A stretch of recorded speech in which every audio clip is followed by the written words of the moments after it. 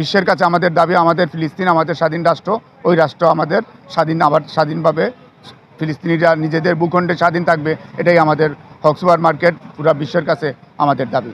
পারি আল আকসা মসজিদ এবং ফিলিস্তিনকে যেন সাহায্য করতে পারি এই আশা ব্যক্ত করে।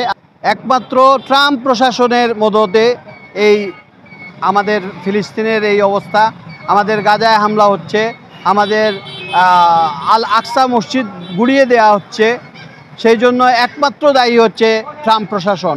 ট্রাম্প প্রশাসন যদি এইভাবে মদত না দিত, আমাদের যুদ্ধবিরতির ঘোষণা হয়েছিল, যুদ্ধবিরতিটা থাকতো।